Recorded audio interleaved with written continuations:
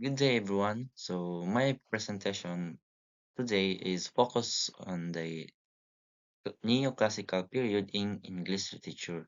So, this period holds a strong place in literary history because writers during this time focus on the reason, logic, discipline, and order. So, the neoclassical period shaped poetry, essays, and satire. So writer use literature to observe human behavior and the society. So during this presentation, we will discuss the meaning of the neoclassical period, its major characteristics, the different literary forms during this time, and the three division of the period and the important writers who shaped the literature of this age.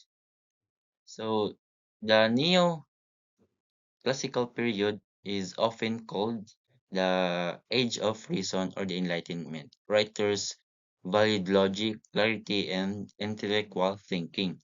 Literature focused on the reason instead of the emotional imagination. So neoclassical literature followed a strict structures. Writers followed rules in poetry and prose. They believed that literature must show discipline and organization. Many writers followed classical Greek and Roman models. So another focus of this period is involved human nature. Writers studied human behavior and social life. So they observe how people think, act, and interact within society. So this literature served as a tool to examine human weaknesses and moral values. So the writers of these periods aim to understand the life of through logic.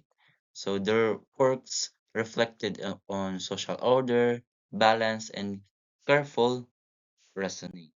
So the next slide is the 18th century in literature is often called the Neoclassical Age or the Augustan Age or the Age of Reason. So each name reflects the intellectual direction of the time. So these periods developed after the Restoration era and lasted until the late 18th century, and it ended in the 798 when William Wordsworth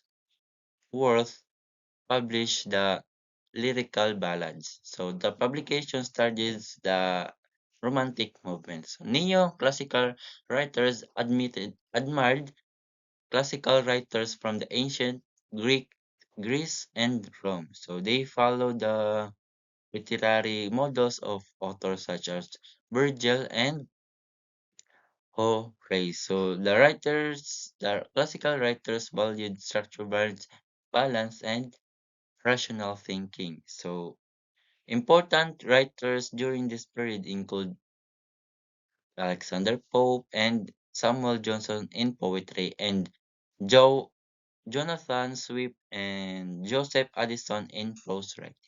This work shaped the style and tone of 18th century literature.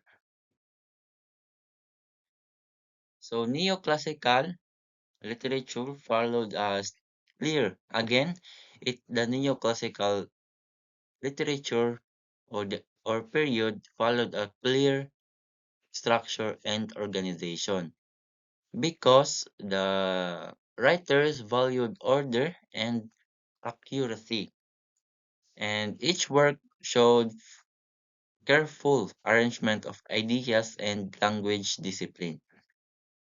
So during this time, also believed that human beings possess flaws. So earlier periods often presented people as naturally good. So these neoclassical writers viewed human's nature with criticism and realism. So their works expose human weaknesses such as pride, vanity, and greed, and foolish behavior. So restraint and self-control also form of central ideas. So writers include moderation on rational thinking, Literature promoted common sense and moral responsibility. So the next is the popular literary forms of literature in neoclassical period. So we have parody, satire, essays, letters, melodrama, and fables. So the three division of the neoclassical period is divided into three parts. First is the Restoration period, second is the Augustan period, and the third and the last is the Age of Johnson. So this stage shows the gradual development of literary style and the social thought. These three divisions also reflect changes in the politics, philosophy, and culture during 18th century. Now, we will examine each period in more detail. So the first is the Restoration period in 1600s to 1700s.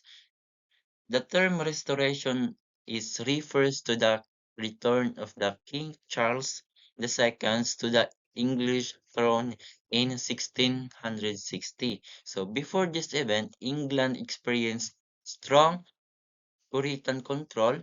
During this time is the theaters closed and many forms of the artistic expression face restrictions. So when Charles II returned to the power, theaters reopened and literature flourished again. So playwrights began producing new dramatic works. So this restoration literature focused on the themes such as honor, love, and heroism. So heroic tragedy become a popular dramatic form. So this play showed noble characters facing moral challenges and emotional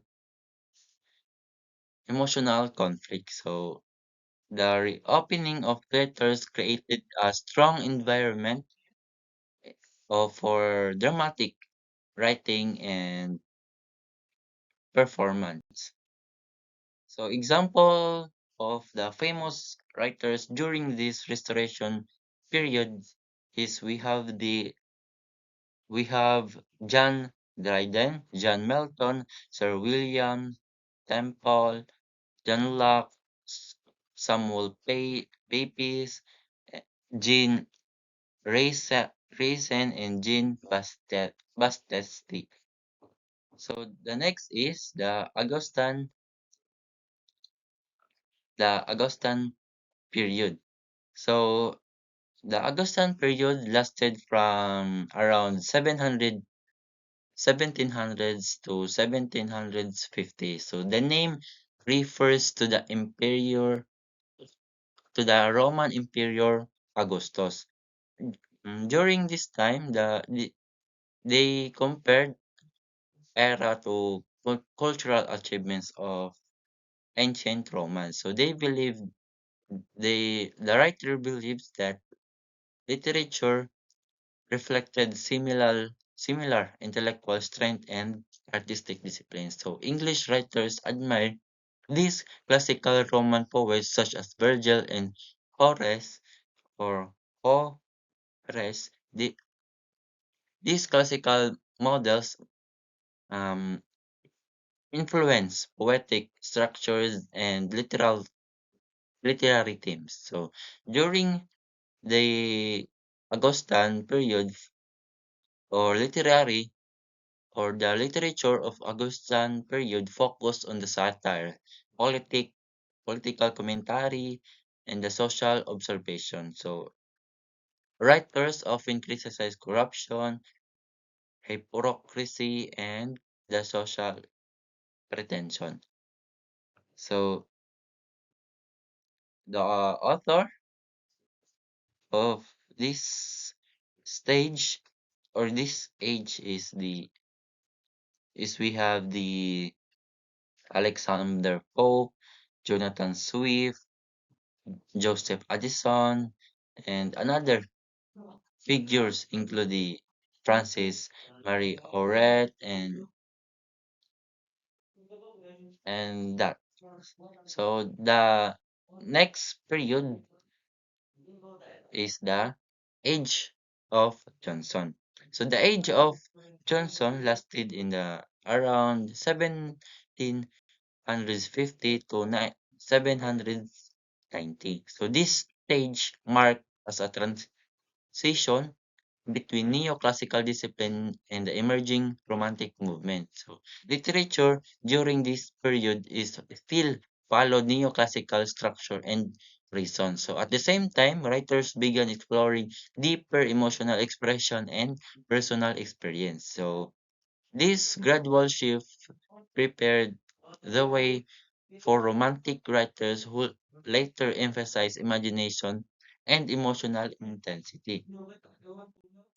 So the writers of this period, we have Samuel Johnson, Edward Gibbon, George Graby, Robert Burns, William Cowper, Thomas Paine, Thomas Jefferson, and Benjamin Frank, Franklin. So